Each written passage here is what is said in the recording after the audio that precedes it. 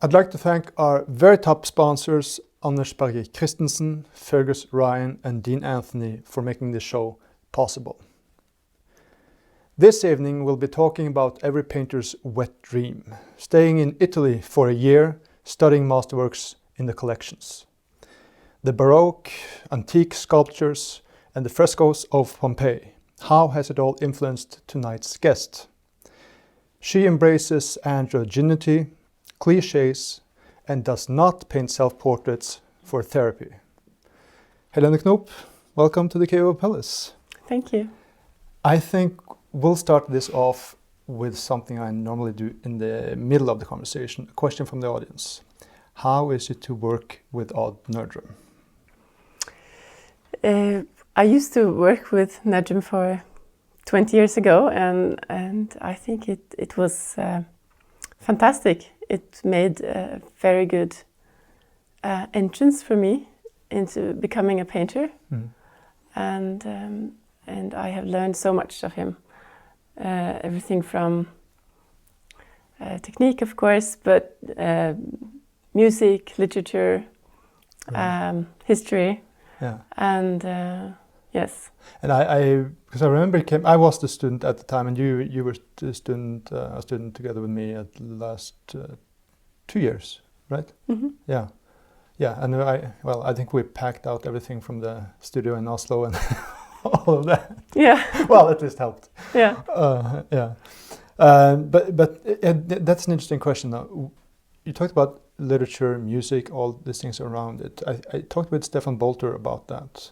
How I think almost the most important thing, of course, besides technique and knowing the painterly techniques, is that the consciousness of what you're doing. So I always like to ask, what do you think is the most important thing you learned from Nerdrum?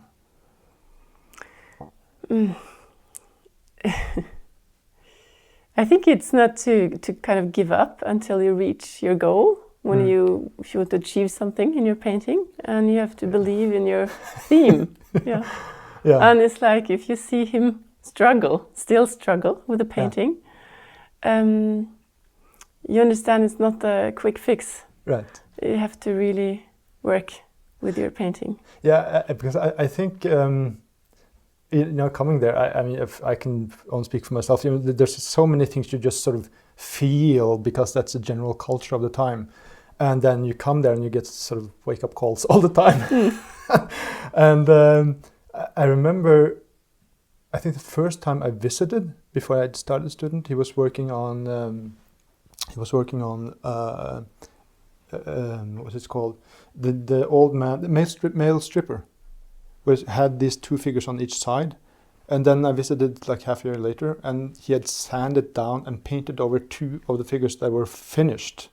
And that kind of tells you that you can do radical changes to your work. Yeah, that's true. You don't have to.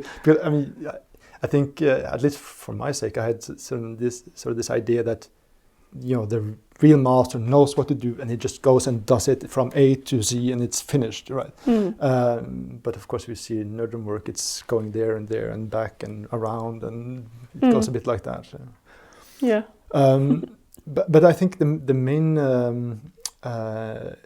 thing I wanted to talk to you about is your year in Italy.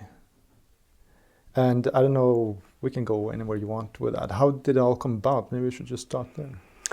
Well, it was actually my very good friend, art historian Therese Sjöwall. Mm-hmm. She was about to write her PhD about Queen Christina of Sweden, who moved to Rome and changed her life situation quite radically. And this Queen Christina, she built up an art collection, not art collection, painting, sculpting collection in Rome. So she had to go anywhere to kind of dig into the archives in Vatican and other archives. And I said, I want to come with you because this is really something I dreaming of. Yeah. I think there's something there for me. So we decided to make our own grand tour, which is actually something you were supposed to do in a higher society in the old days, to make a grand tour, to kind of learn from the history, to visit the most important places, treasures, to see the most important arts of many fields. Yeah. So Except that would be like for 2-3 years. So you did the sort of the short tour. Yeah, we did short. No, actually, I was a little back and forward for 5 years, but not permanently. But we started in Rome, and then I later spent a lot of time in the south of Italy as well, south of Naples. So, but starting with Rome, so you get there, and you get you get to access a lot of stuff you wouldn't normally do because of Teresa Chauvel. Yes, we were like, for example, visiting Palazzo Farnese, which is now or has been for the last 200 years the French embassy of Rome, and they have a Caravaggio fresco amongst others, which is very nice to look at, and so we were able to enter these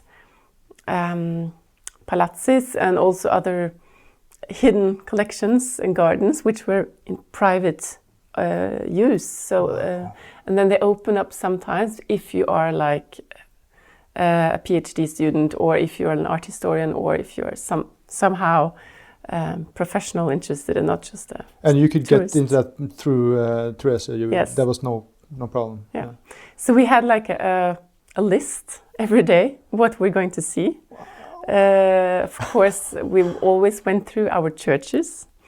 We had like our own tour, and also visiting usually not every day, but almost every day a new palazzo or a new place, or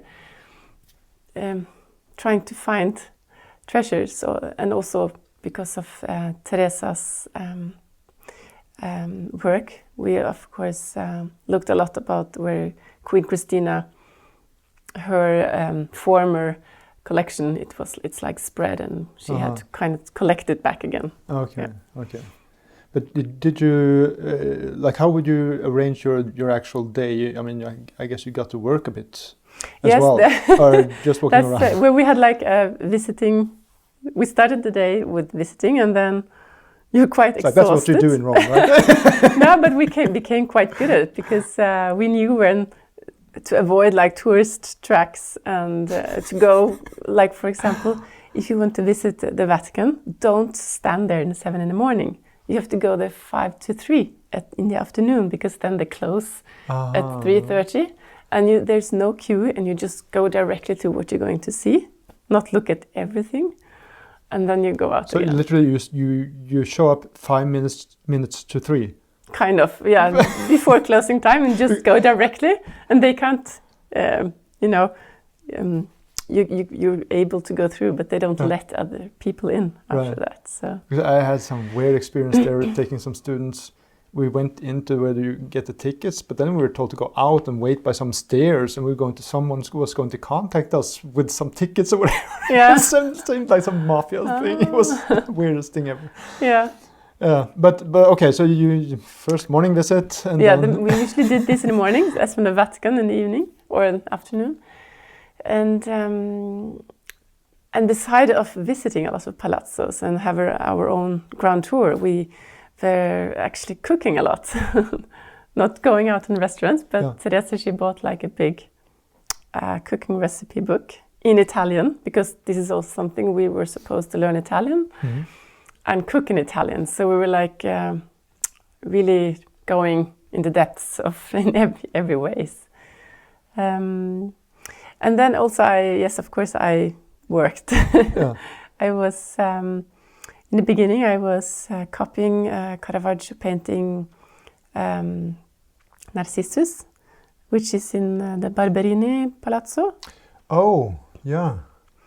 How did you go about that? Was that difficult to get a yes doing that? Well, the thing is, it's a lot about hierarchy in Rome. So it's not like in our country, Norway, just like call the director and say, hello, can I come by? You have to talk with first the one on the bottom, which talks with the one on the top, and then maybe after a long time, you get the answer. So I was in the end able to copy this painting, and it's actually in a palazzo which is not so much visited as the other places. So I was standing quite much alone. Right. Yeah. Is that where they have the Raphael, the Pope portrait too? Yes. Yeah. Yes. Of Bernini. Right. But okay, you started the application process then before you came to Rome. We started a lot of applications before we came. This is also something Teresa she knew about, so she worked a lot before we came down too. We are coming, we need this. So speaking of Caravaggio then, but didn't you copy several Caravaggio? No, it was only this one. Okay, but I have copied Rubens in Kunsthistorisches Museum in Vienna, but that was another time.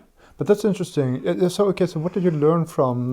Just sort of pause on that. What did you learn from Caravaggio and from Rubens? Did you see any sort of similarities, differences, or what was your takeaway from that? Well, I would say this Narcissus is not actually typical Caravaggio. No. It's not as bold as the later ones, maybe, or maybe the one he's best known of. So I don't think I don't felt I was going into Caravaggio's technique.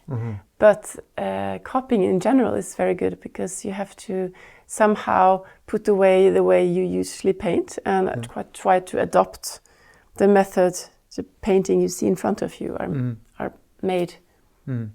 So is there anything specific then that you still got from copying Caravaggio? I think what I really was interesting is that it was quite thin painted. It was not thick. So especially this painting. Did you see anything about the ground or those kind of aspects? Because I think that was an issue. Didn't someone sort of criticize you when you were copying Rubens for using the wrong ground? Yes. It was somebody who did that and said you are not using the wrong red color. Yeah. He was very specific about that. And because in Vienna you copied which one by? It's called Het Pelchen, the woman with the fur. Yeah. Which was Rubens' last wife. She was 16 and he was 65. And this painting he actually painted himself because Rubens he had a big studio with a lot of students kind of who worked for him. And usually he painted the sketch and gave it to his students and said, please make it this big, 3 times 4 meters. But this one was his own wife, and that's why it's kind of, he's painted it himself, and it's much better than other ones. But what was your takeaway from that?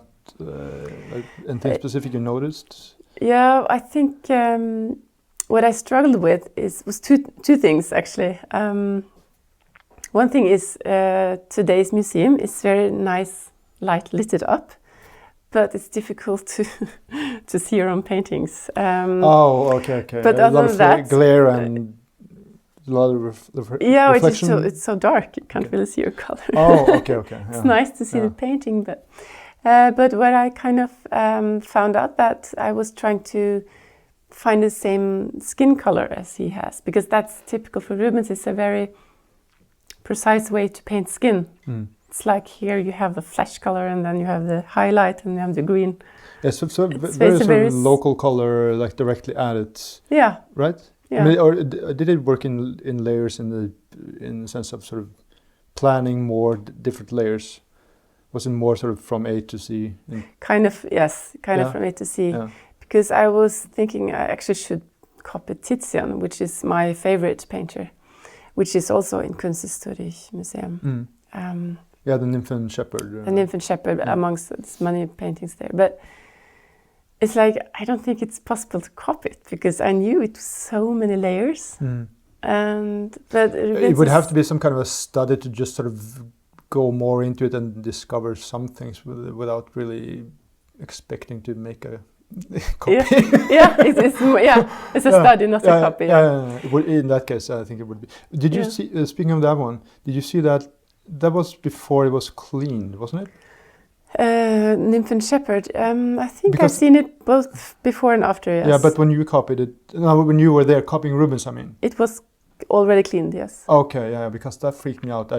I've studied a couple of times in Vienna, and I remember writing because one time it wasn't there. I was going back, I think, and I wrote them and asked what it was, and she wrote, "It's a Teil eines wissenschaftliches Projekts, part of a scientific project." And I was thinking, what the hell are they doing to it? Giving us some shots of what's going on. But I was actually they were. I think they've been fairly good with that because it's. I mean, if you think about the Sixtine Chapel, that's iconoclasm in practice. But I think they were quite good with it. With that one. Yeah. But okay, that's sort of on a side note. But okay, so what did you experience copying Rubens then? No, it was. I think the most important thing was. The whiteness or the whiteness in the color, because he used lead white, and I couldn't use lead white then. I have never used it actually, but I would like to try it, but I haven't done it. And I think it's not possible to achieve the same fleshy oil. It's special, this lead white. I can't describe it, but yeah, I haven't used it myself either. But what they talk about it's some more transparent or more. Is that the right word? No, it has this yellowness in it, and it's very rich, and it's whiteness, if you can say it that way. Okay, yeah. But the painting technique itself, did you learn anything from Rubens? Yeah, I learned maybe kind of the opposite of what I've been doing until then, like going back and forward and layers and take it off. It is very from A to Z kind of. Yeah. And sometimes it's useful to do this as well. Yeah. Okay. So traveling back to Rome, you're in Rome. You copy that painting. Did you get to copy, or did you draw like in different collections, or what? Like, how did you do that? Yes, I was drawing in Villa Borghese, where they have lots of things, but one of them is the. Yeah, because that's where I thought you were copying Caravaggio, but. No, that's more. Let me think. No, they have. I don't think they have Caravaggio there. No, they do. They have the Madonna with the Christ child stepping on the snake. That's in. Am I mixing up? That may be right. I have to think. But they also, I was not copying that. I was drawing the Bernini sculpture of Persephone, who is drawn by. Hades, is it? And Apollo and Daphne. And this is two special sculptures because Bernini, he was well known to carve the marble so nice that you can it's like a leaf, so thin, without breaking something. And so the marble becomes almost transparent when you look at it, and it's so beautiful from all sides. It's sort of the Rubens of sculpture in some way. I mean, it's like he was more or less completely dominant in Rome and in the 1600s when it comes to, making sculptures for public buildings and whatever. And that's the one thing. I mean, we have this one. This is Clio. This is Clio. The Muse. And we'll save that a little bit for later, but just as an example of how you've been influenced more or less directly by the things that you saw in Rome. Because when you talk about Apollo and Daphne, for example, you did a version. Well, you did also the one on oh my God, names. This is sculpture. Yeah, with the woman, Pygmalion. Pygmalion, yes. And the sculpture. Well, Pygmalion is the man actually, but I've done 2 Pygmalions now. Yeah. Okay. But yeah. So how did you? You were just sort of amazed by that sculpture and wanted to do the same thing, or like, how did you think? I actually haven't seen a sculpture of that. No, but I mean, that came out of being influenced by or seeing a lot of sculptures in Rome at that time. Is that correct? Or? This painting is more influenced by maybe actually other paintings made of this story. Yeah. But in general, you were right. I was looking at a lot of antique sculptures, actually. Well, it started with when we came to Rome. We were thinking about the Baroque, because Rome is Baroque, kind of. On the top layer, it's like a cake. You see the glaze is the Baroque, and you start to take a piece of the cake. This is completely hedonist. I reject all kind of hedonist language. And you find that it's even better inside, kind of. Or it's like you thought it was Baroque inside, but it's not. You come to the Renaissance.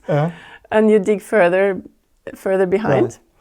So, for example, there's a church called, I think it's called Church San Clemente, which is based on a Roman villa in the bottom. And then it's like the Byzantine style upon that, made an early church. And then you have like the Renaissance or the Middle Age.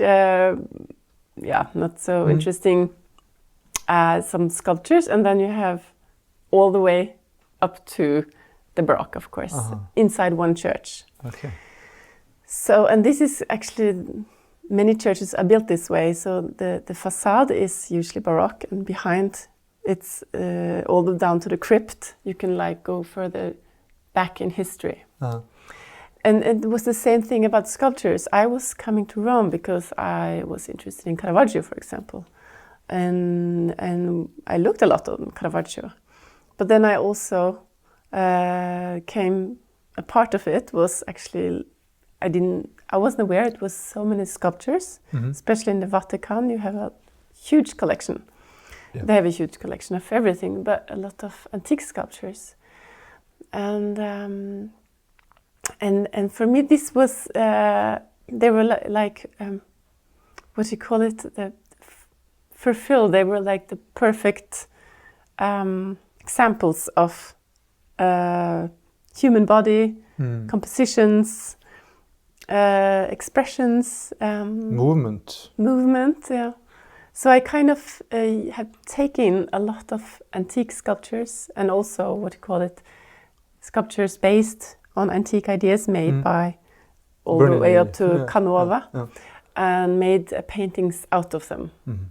So my models is actually antique sculptures in a way. I think you did in some cases more or less base yourself directly on specific compositions or sculptures, right? Yes, like Apollo. There's a sculpture called Apollo Belvedere. He became my Apollo in the 9 Muses.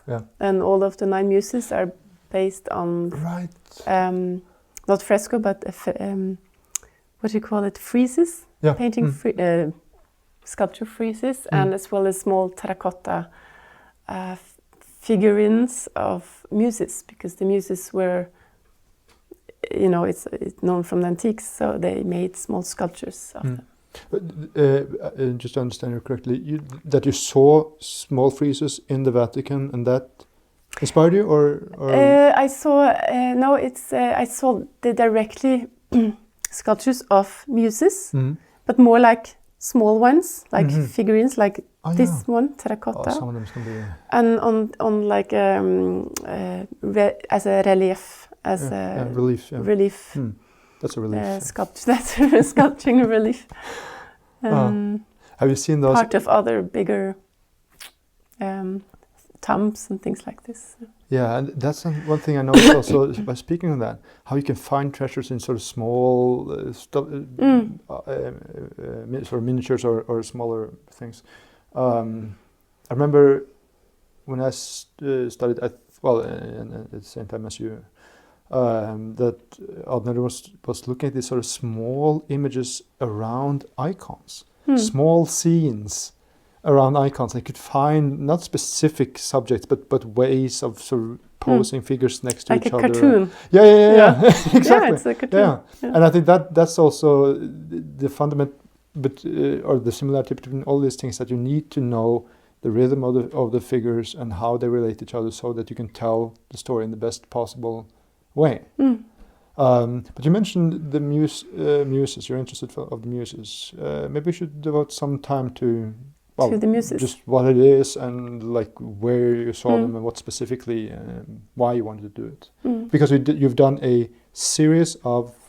I done the muses are originally 9 muses, and it is said that they were water nymphs or something, and they were inspiring other poets, other craftsmen, everyone who deals with the arts or science. They kind of inspire them. But the what's called the history behind it is, I think it was Zeus who had Zeus. He had 9 passionate nights with Mnemosyne, another goddess. And from that, these 9 daughters came. And so that is like how they were born. But they have been very important for, Homer has been talking about them, and Dante has been talking about them. And it's kind of, you call upon them every time you're supposed to start a new work or get inspired. They kind of are the personification of inspiration. Yeah, that's like also the different sketches, so to speak, for the Victor Hugo monument by Rodin.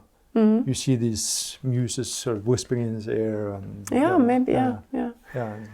okay. Yeah, they have been used all in theater and for other sculptures. The woman who's whispering to the man, but it was. I lost my track. No. Okay, so like you would just a very short introduction while you talked about what the muses are. Yeah. This is Clio. We don't have to have sort of a lecture on what each name or whatever, but like just a general idea of what it is. Yeah. Maybe we could talk about Clio then, since we. Yeah. Well, I'm just saying one thing about the muses is like all the words like mental. Museum, to amuse, all these things derives from muses, to be amused, or because it means mental, the memory or the mental. Because Mnemosyne and museum is the memory of something, the memory which you are presenting. So the museum, it derives from muses. Yeah, but isn't Mnemosyne that Zeus had them with? Isn't Mnemosyne? She was the memory. That means memory. Yeah, I think she was. That means memory, yes. Yeah. And the daughters were. Yeah. So what are the different muses you're sort of getting? I don't remember all of them, but this is Clio, and she is. She's the muse of history. Okay. So she kind of celebrates the knowledge or a memory of history. Yeah. Yes, that's why she holds the book. Yeah. And I don't. It's a special word for it. It's not like a pencil she has in her mouth. Is it stylus? Stylish. Yeah, stylish. Yeah. Stylus. Yeah. And you have other muses which are a tragical muse, and for tragedy, writing tragedy, and poetry muse, and you have the muse for music, for science, and for and history, I think. Did I have all of them? Well, people can look it up themselves. And you have at the end, the 10th person is Apollo. It's the leader. Yeah, why is it the leader? It doesn't say so much. It's just that they met at the Helicon mountain and joined together. He was like the leader. Maybe because he was the god of many things, but music was one of them. And they like always like dancing behind him after his lyre, or So I'm not really sure how they connected, but. But then, did you then base yourself on specific models, like for this one, specific images or friezes? They're all been physical models, not just from my memory. But like the pose, the pose. Let me think. I think it's a mix between sculptures I've seen, and I think more or less sculptures. Yeah, because it's we're sort of also drifting into you were sort of going back and forth to Italy over the course of 5 years, and you went to Pompeii as well. Yes. Am I right? That was also a major thing for you, or was that just sort of one of the things you saw? Because it seems to be very much based on the whole Pompeian thing. Well, especially the Villa of Mysteries. Right? Yes, it's the Villa Mysteries. Well, it was color something I did. It's. Have you been to Pompeii? No. No, because Pompeii it's not so interesting actually. To be honest, it's a little. It's a city, which was digged up and like kind of left from how it was, and a lot of ruins. Some beautiful houses, but it's nothing is really intact. Everything is ruins. Do you say ruins? Yeah. And then we saw a sign which like Villa di Misteri, House of Mysteries, and which is like a house or a villa a little outside of Pompeii. And so we went there, and this is actually, it was digged out or excavated later than Pompeii, and it's much better preserved than the other ones, than the other villas. Yeah, I've seen some basically just sort of video material, but we did go to Naples. In Herculaneum, maybe? I've nothing there. No. By the way, are there anything to see in Herculaneum? Like Herculaneum is also very. I haven't seen in terms of frescoes, or yes, there's a lot of beautiful, important things. Because you only hear about Pompeii. Yeah, because it's Herculaneum. I think was moved. The whole villa was like moved into a museum.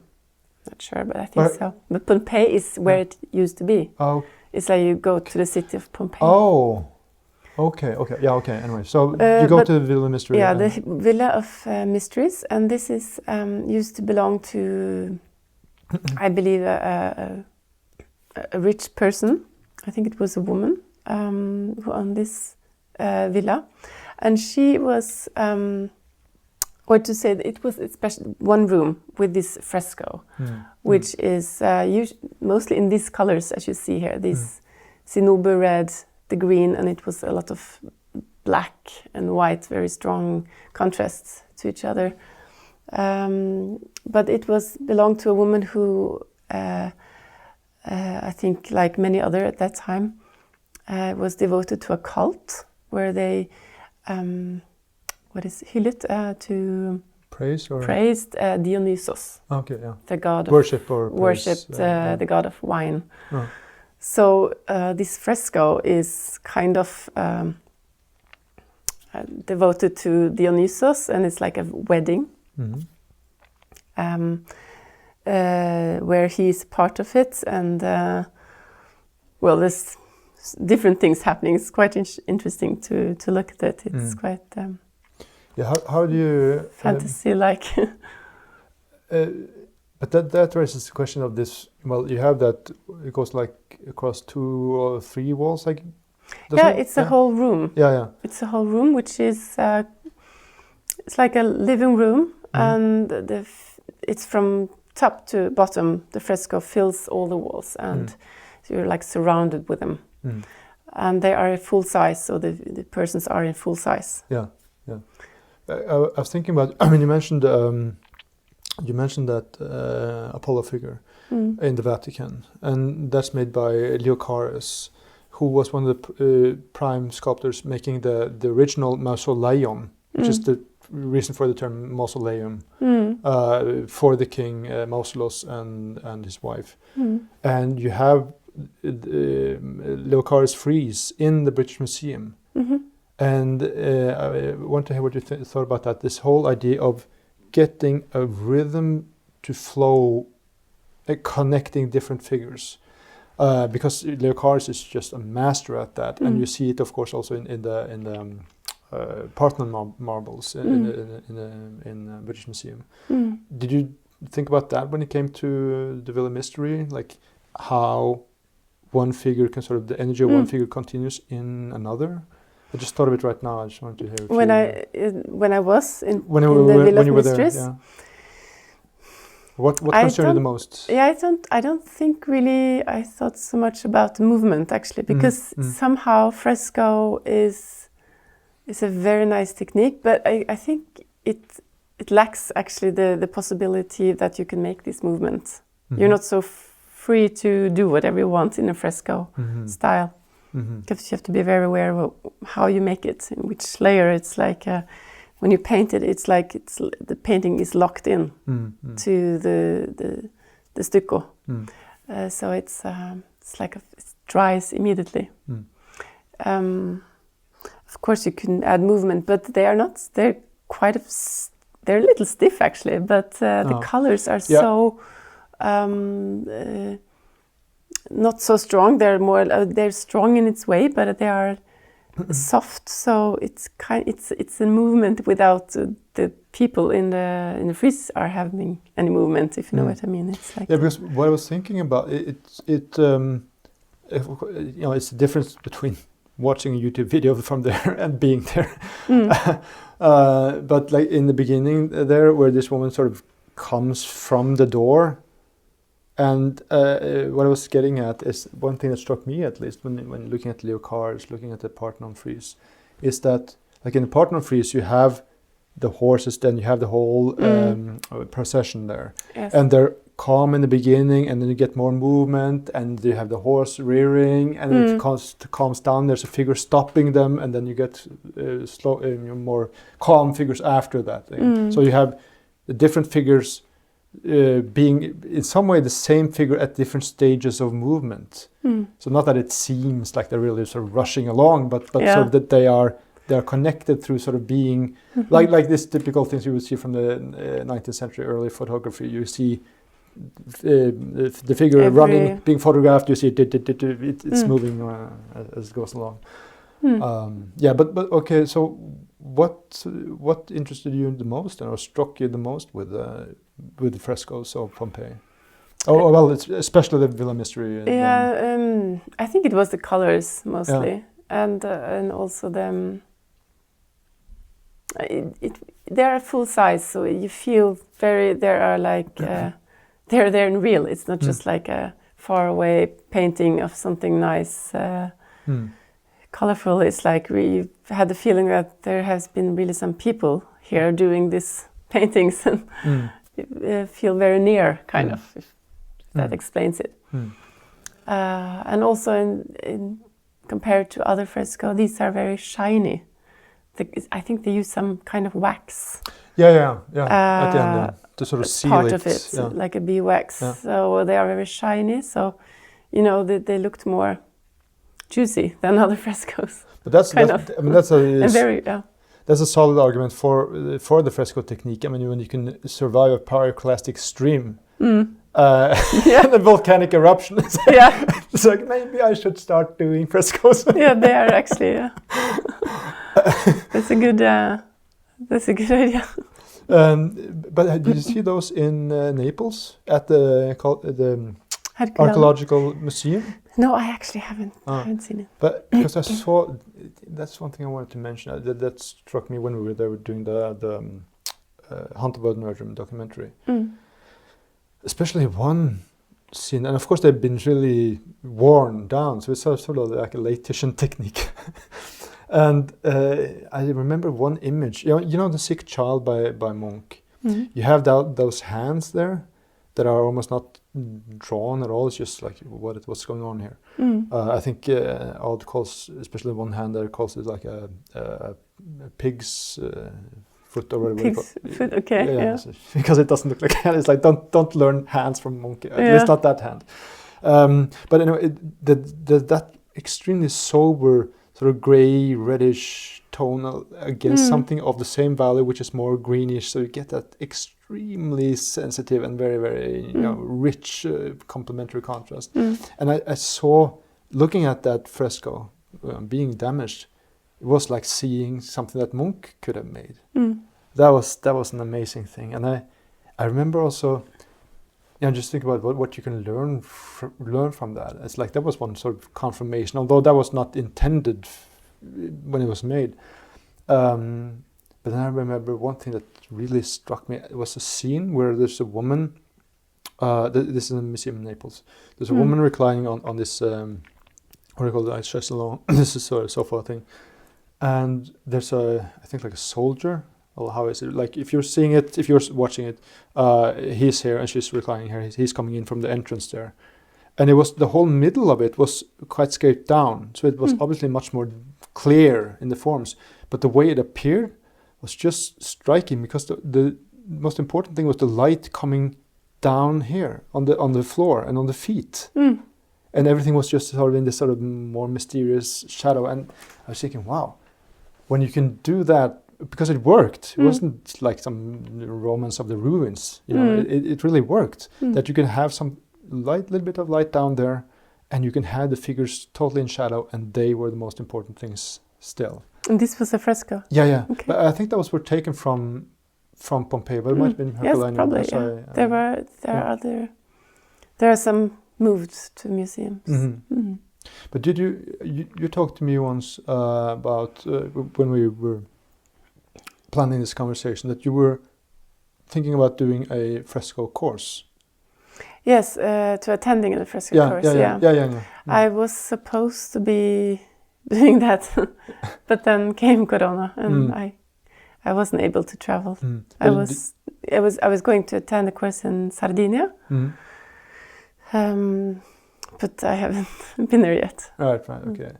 Is there anything you want to say about that? Because I think I don't know. I've always missed the culture from the south, like the Italian culture in Norway. I think it's so poor. When you come to see public buildings or where are the sculptures in the parks, there's really nothing. I think we have one Rodin in Oslo, but it's not really. I mean, it was so nice to. If it was just a corner, it was a little Madonna.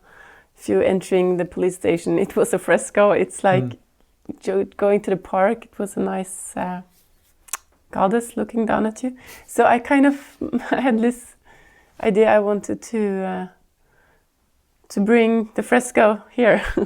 But have you seriously thought of doing frescoes, like literally doing frescoes? Of course. Okay. And also because I've always been struggling to kind of paint as if it was a fresco. So why not just do a fresco? Well, how so? How would you paint as if it was fresco? You mean the way figures are arranged, or they actual try to use the fresco technique in oil somehow? Or? Well, I would say I tried to paint as if it was a fresco and worn out after 100 years. Kind of the top layer after that,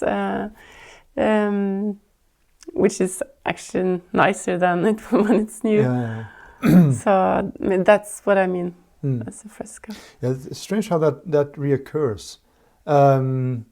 We always have at the end of this conversation, we talk about Apelles, and that he would work really long with his work. And I think he was also known for sort of like a technica macchia, like late Titian technique, and that was so striking. Again, when we were doing the Hunt of Odd Nerdrum, went to Florence to see the Brancacci chapel there with Masaccio, and what most likely happened is that we know that Titian stopped there and studied that, and I think also Odd Nerdrum writes about it in the Masterworks book. Saw those worn pictures and decided to make pictures as if they were, then a couple hundred years old. Yeah. I think it's time to do some questions from the audience before we get into sort of a couple of other things I wanted to ask you about. So this is a question from Instagram. Were you influenced or interested in the sculptural aspects of the excavated Pompeii victims? No. Okay, next question. The one who are like turning like this? The casts are the sort of yes, because they had no time to flee, so they were like taken by the volcano ashes or something. Yeah. Did you see them? I have to think. I think they're all at museums. I don't think they're not left not in the streets. No, I don't think so. Oh, sorry.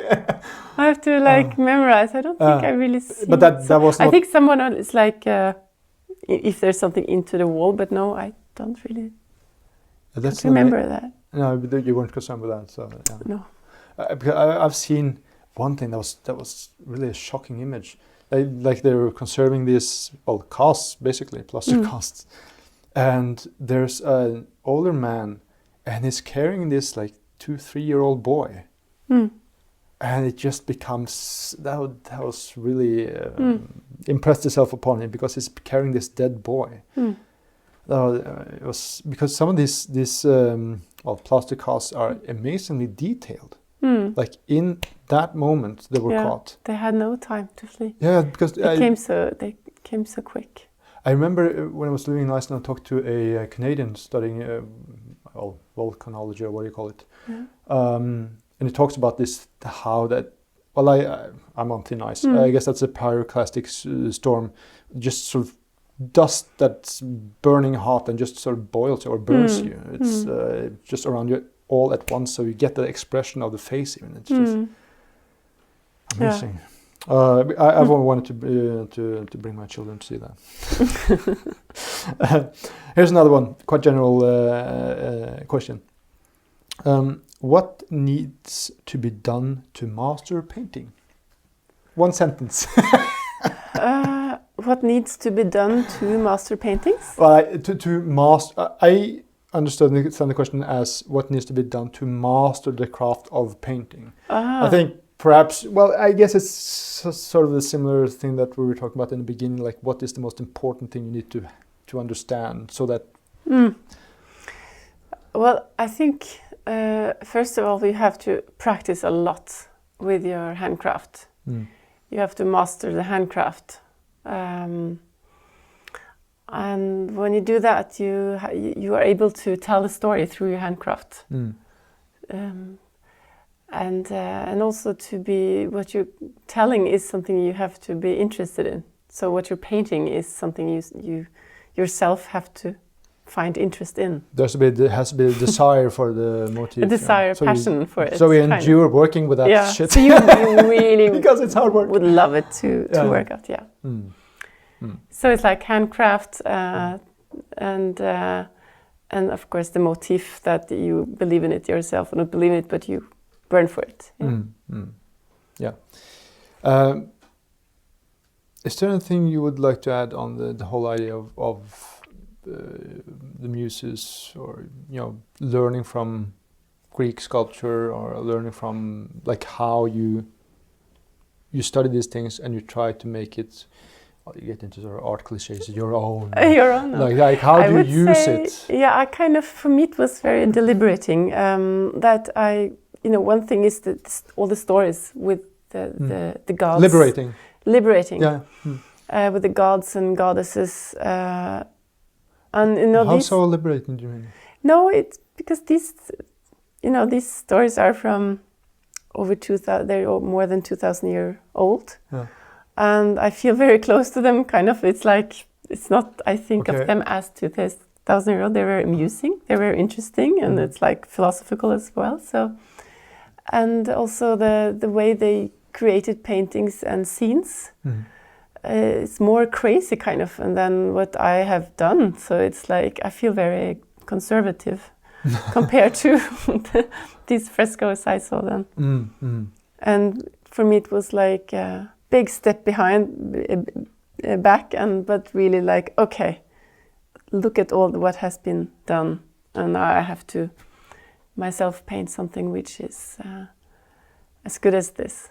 Yeah, but it's a striking formulation to formulate it that way, that it's liberating. And we're not talking the art cliche thing about liberating yourself from blah blah craft and stuff. Because I as least the viewers will know, I'm quite concerned with Joseph Campbell and what he talks about when it comes to myths. And I think my idea, or my approach to it, is at least that when you go into that, it's just, I'm basically just saying the same thing as you're saying, that it sort of disintegrates time. It's nothing about how I have to behave in this time, and that's the sort of the limit, the prison that you're in, and that's when I understand the word liberating, and that's that it sort of gives you a much grounder field or soil to work with, so to speak. Yes, it's quite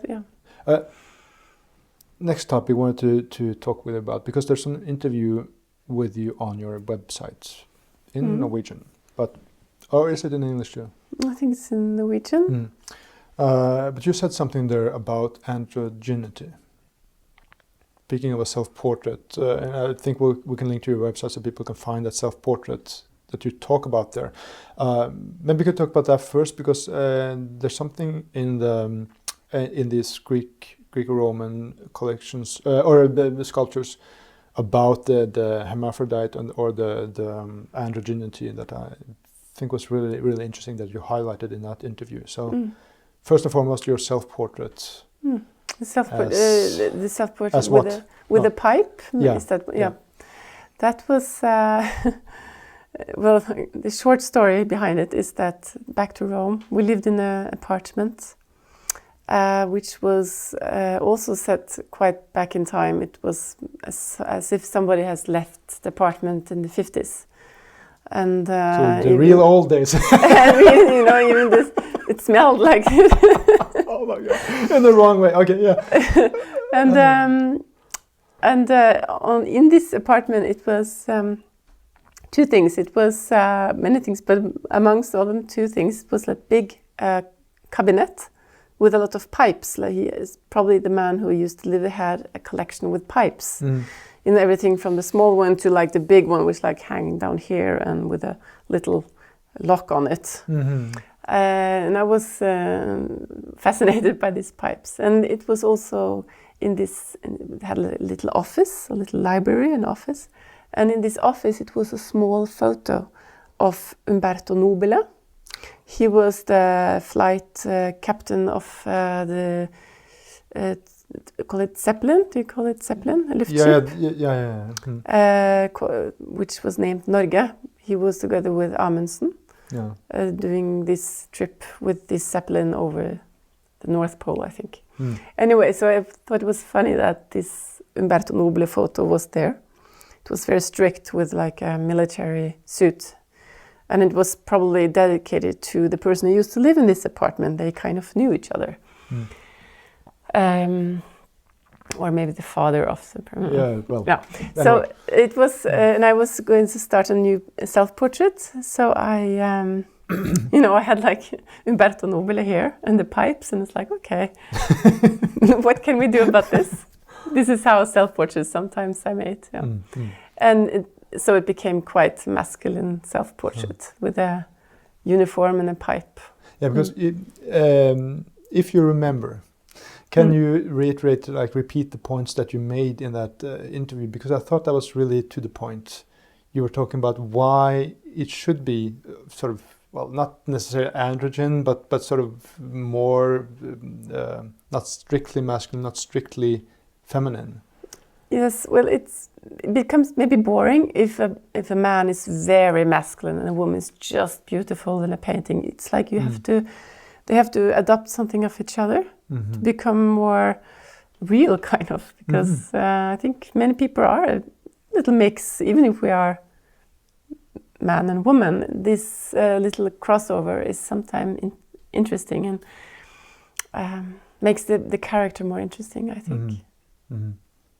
And what I thought about when you said that, or when I read that, is we've been talking about it also, or Bork, our producer, was talking about how, you have the concept, the Janus face, which is the double side. It is not just one thing, and it's the same thing that when you, for example, I always use that example with the playing homages by Titian, that his head is of course upside down, but visually, then you see a smile. Okay, yeah. But it is his mouth going, really being dragged down. It's fundamentally, tragic. So you see that really when you sort of flip him the right way, you see that the tragedy of his face. Because if you compare that with that by Ribera, and it's just screaming, it's like I think I talked with Stefan Bolter about it. It's like a 1920s tap dancer. It's like, so I think that was the connection I saw, that it's not just sort of mono, only this, only screaming, but it's, in Titian's case, it's some kind of a similarity with, mixing the feminine and the masculine, that there's not only tragedy, but there's some of this weird smile, which seems counterintuitive, but still needs to be there, so it's not just sort of just only one thing. But didn't you talk about also Leonardo in that context? Leonardo, maybe. Well, I think Leonardo's characters it's a good mix, kind of. It's like if you think about John the Baptist, I think he's quite similar to Mona Lisa. I mean, I think they all look like each other. Kind of, they have this eternal man-woman face. It's like, as we also talked about, if you use many models in one painting, you becomes maybe the perfect person. Or you get the best of everything. I mean, you have these stories from ancient Greece, right? For example, the Venus of Milo, isn't it? Where, names again. Sculptor uses the 5 most beautiful virgins from the city and sort of copy pastes. Collect them into one face. So I think it's like an ideal look of a human, and you don't really think about it. They become more closer to gods than to humans, but still, Maybe that whole story by Plato of man and woman being one figure. And when they were running, they had to sort of jump down on their hands and then sort of like a wheel run down wherever they were going, because they had 4 hands and four legs and Well, but the hermaphrodite is actually supposed to be the perfect result, because it's the child made of Hermes and Aphrodite, so hermaphrodite. Right, the perfect melting of... So if you only get one child, you get a hermaphrodite.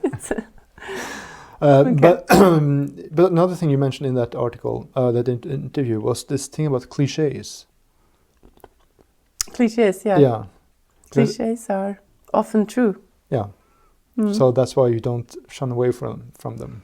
No, I think don't be afraid of them, but you don't have to fall into it. You just have to. Well, I think you have to make it much better. If you can make a really good cliché, then it's that's a weird thing. If you make something that is really a cliché, or things that you really have seen before, but it's so much better than what you generally see of that motif, for example, then people think, oh, it's a new thing. But the new thing is just the higher quality. Yeah, it's like depicting love. I mean, love is a cliché, but it's still something you can recognize yourself in. So. And you mentioned that in that interview, that if you're making a sort of loving couple or an embrace or whatever, you talked about getting away from the commercial image. And am I understanding you correctly that, this ties into what you said about sort of that liberation from, or liberation into sort of the general mythology or general sort of more timeless way of thinking, that what goes into your mind comes out through your hand. So if you're not conscious about, if you're just sort of someone who sort of mirrors the commercials of your time, then if you see too much commercial posters, that's the wrong kind of cliché then. Yeah, I think Then we're like a little back to if you're only going to copy from from a photo and not from real life. It's easy to copy a commercial. Let's say you're a child who likes to draw and paint, and you haven't learned it yet. It's easy to take a commercial and copy it, and it can be a little too much, maybe. And I think that's why that introduction to general mythology, and you don't have to illustrate mythology directly necessarily, but to understand sort of the basic psychology of it, or yes, you have to understand the story behind it and not just the surface of it. You have to go into it and what about self-portraits? That I almost started laughing. I thought that was such a wonderful way to phrase it. Well, I mentioned it in the beginning that it's not therapy. It's not a therapy, yeah. For many, maybe it is, but for me, it's not. It's not a therapy to make self-portraits, but maybe I can avoid going to therapy because I play all my roles out through the self-portraits. I'm everything from a man to a demon to a goddess, so I kind of have taken all the mental stages I can possibly think of through the self-portraits, And you can test out different characters, and it's like you become an actor through your self-portraits, and you need to know all the roles. So we're ending this on a very unartistic note. Helene Knoop, thank you for coming to the Cave of Apelles. Thank you. And I'd like to thank our top sponsors, Michael Moscow, Jared Fountain, Marco Campos, Stacey Evangelista, Alastair Blain, Shaun Roberts, and Erik Lasky for making this show possible. And remember, you can go to patreon.com/caveofapelles and support our show there. I'll see you next month.